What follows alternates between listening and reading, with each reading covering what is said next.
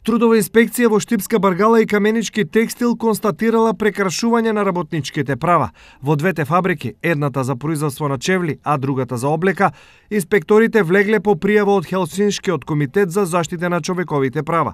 Во Баргала е констатирано дека работодавачот нема исплатено регрес на годишен одмор за 2016 година на своите вработени. Часовите за прекувремена работа ги наведувал и пресметувал под ставка награди и казни во пресметковниот лист, со што постапил спротивно на Законот за работни односи и утврдил недостатоци во областа на здравјето и безбедност при работа.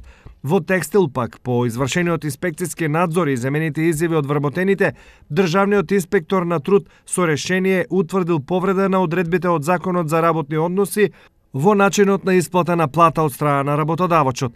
За сите утврдени недостатоци, Државниот инспекторат на труд донел решенија со кои го задолжил работодавачот да ги отстрани констатираните недостатоци и неправилности.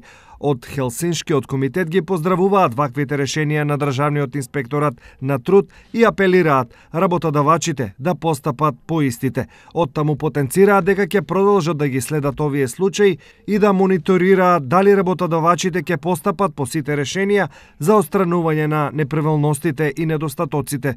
Претходно по пријава на Хелсиншки, трудовите инспектори контролираа и констатираа неправилности во Јаге Мезлер и во деликатесот Кочани.